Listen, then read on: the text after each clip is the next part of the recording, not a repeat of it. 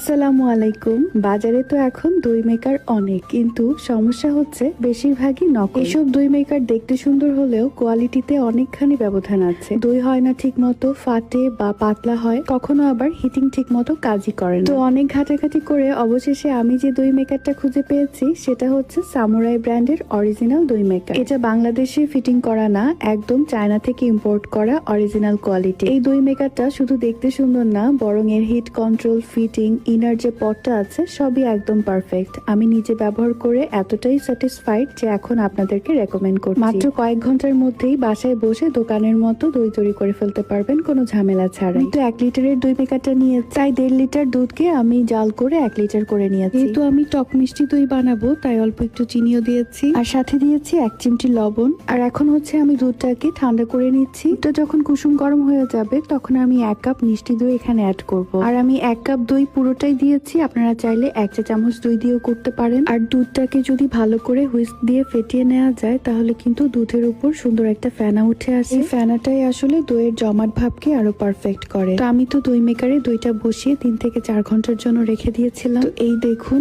কি সুন্দর জমেছে দইটা, খুবই ঘন হয়েছে। এটা কিন্তু দোকানের না, ঘরেই বানিয়েছি সামুরাই দই মেকারে। তো যারা আসল দই মেকার খুঁজছেন তাদের জন্য বলি, এই সামুরাই ব্র্যান্ডের অরিজিনাল দই মেকারটা যদি নিতে চান আমার ভিডিওর ক্যাপশনে আমি পেজটা মেনশন করে দিব, আপনারা চাইলে ওনাদের পেজে গিয়ে অর্ডার করে নিতে পারেন। আর দইটা যদি আরো পারফেক্ট খেতে চান তাহলে কিন্তু এই পর্যায়ে আপনারা ফ্রিজে রেখে 3 থেকে 4 ঘন্টা পর নামিয়ে খেতে পারেন। আজকে এই পর্যন্তই, আল্লাহ হাফেজ।